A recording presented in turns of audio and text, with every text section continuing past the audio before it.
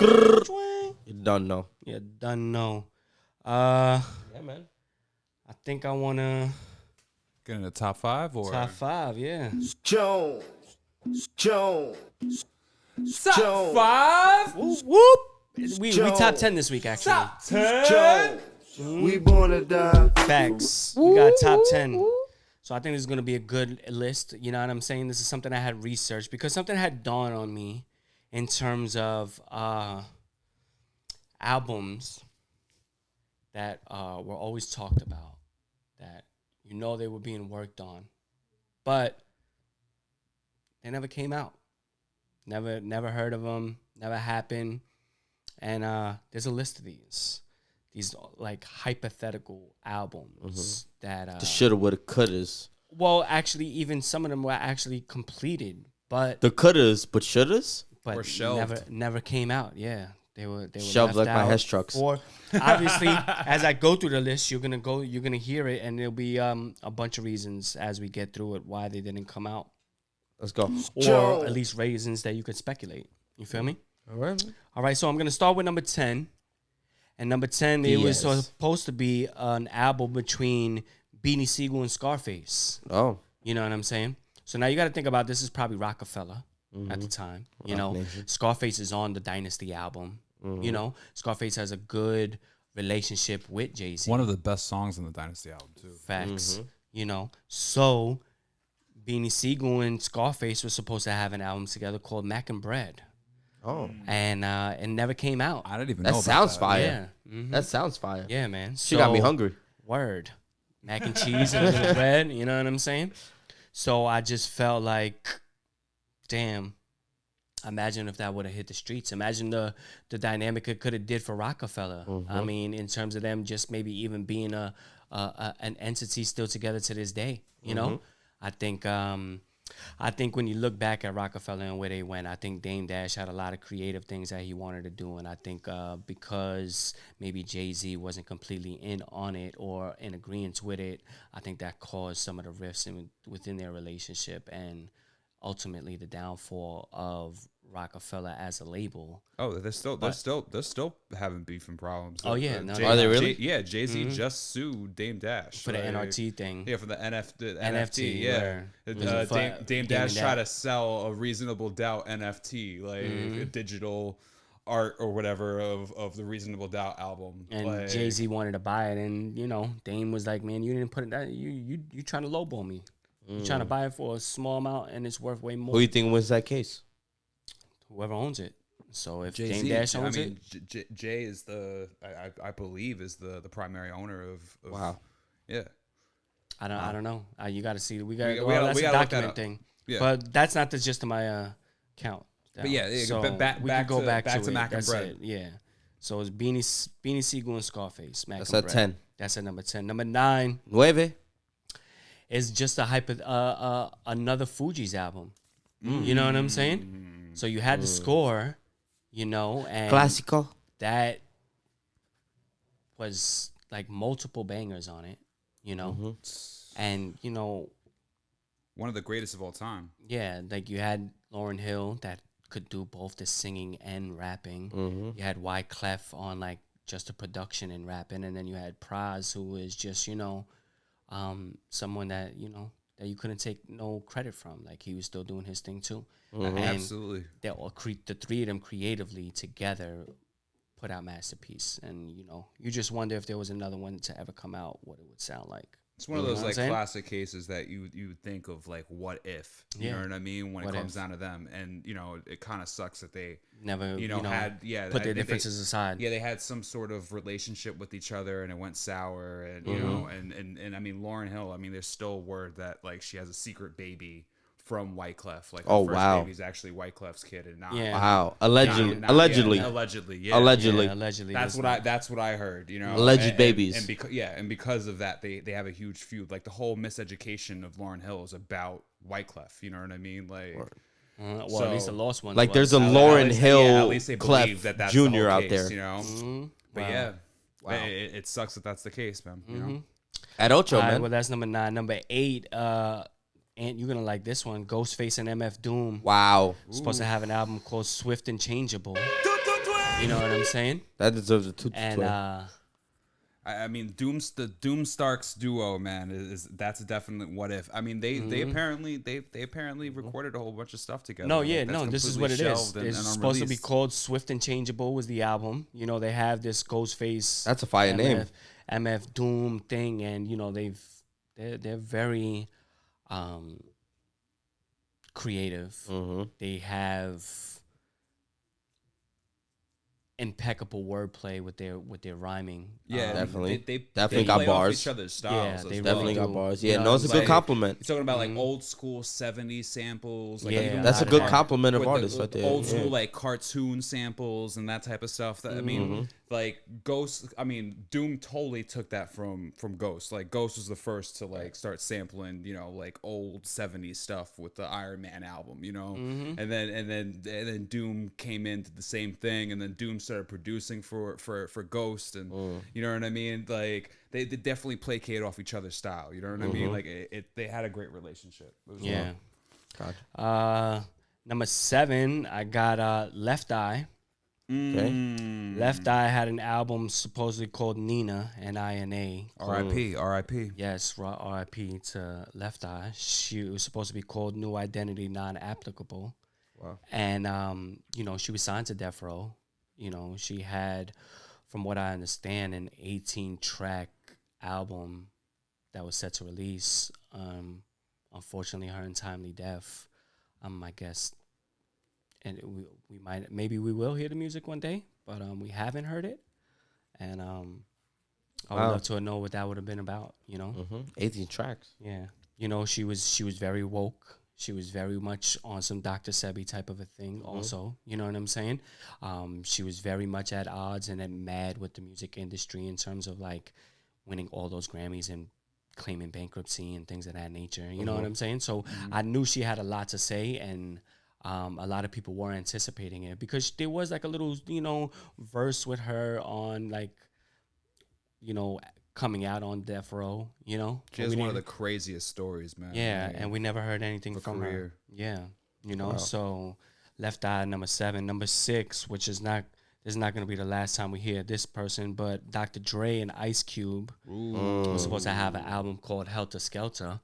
Ooh, Fire. I think this is probably after the, you know, both of them splitting ways, not only from Ruthless Records, but also Death Row Records, you know?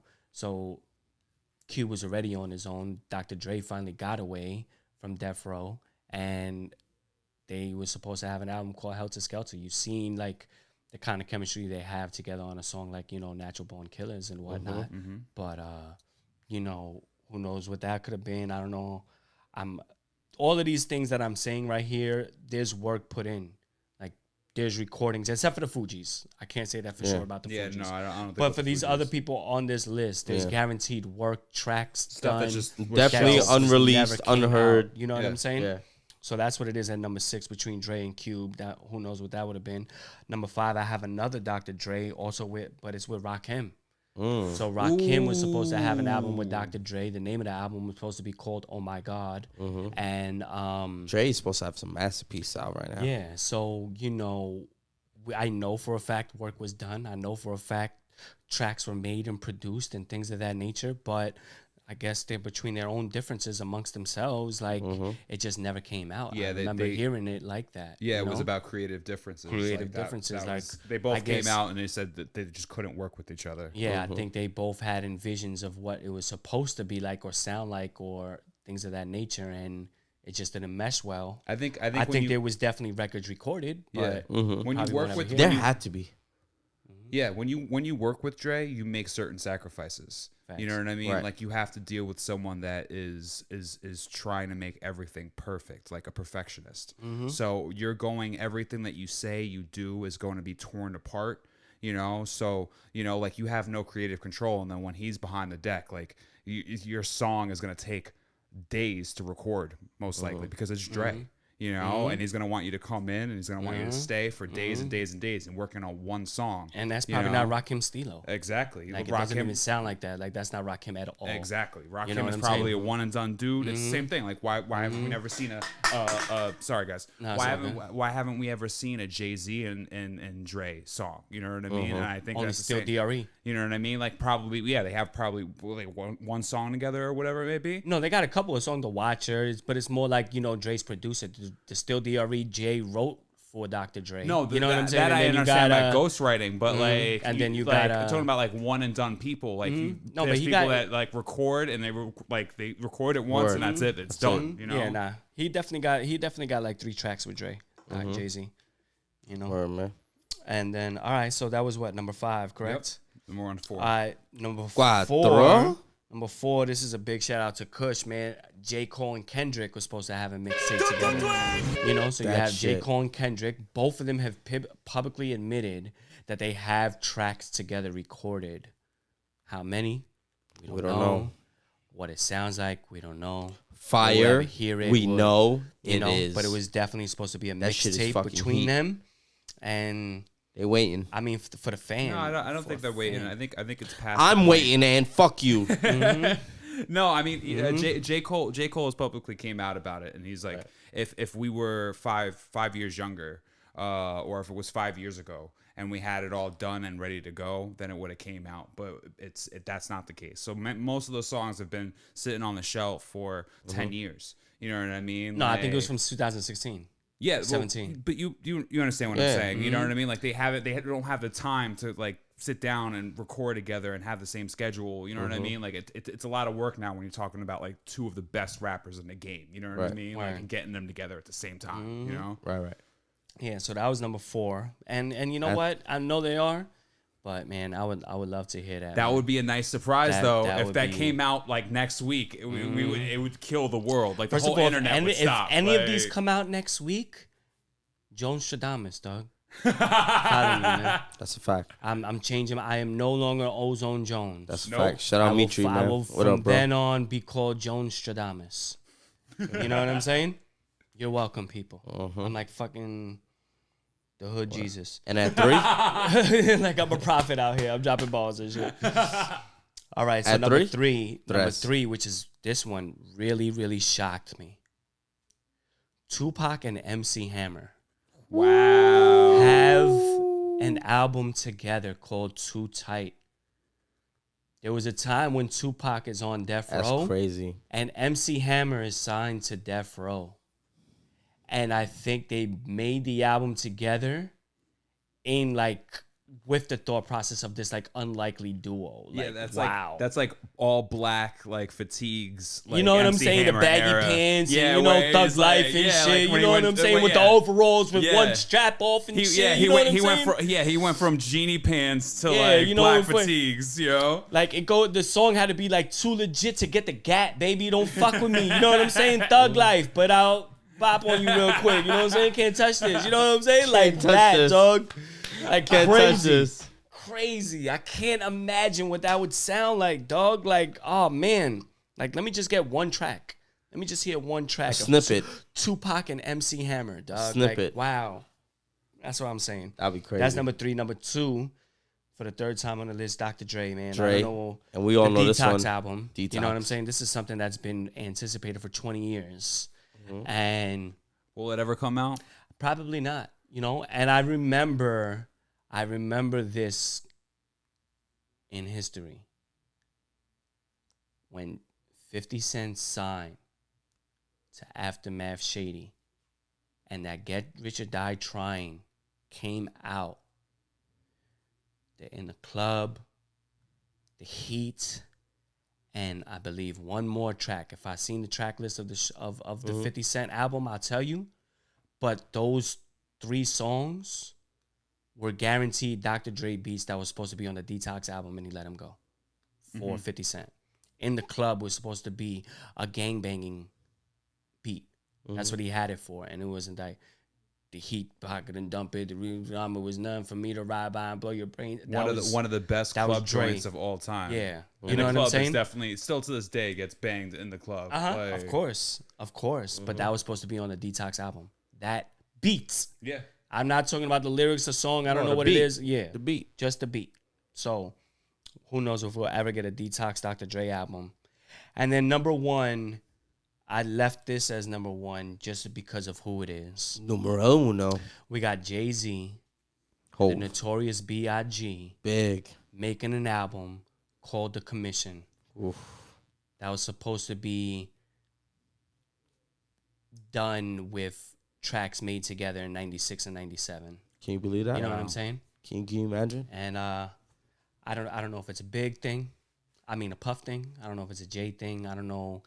Who knows if I'm not even going to say it as a matter of fact because I don't even want to discredit anything. Yeah, I feel you. I was going to say something, but I'm not even going to say it. I feel you on that. Jay-Z and Big, man, The Commission, imagine.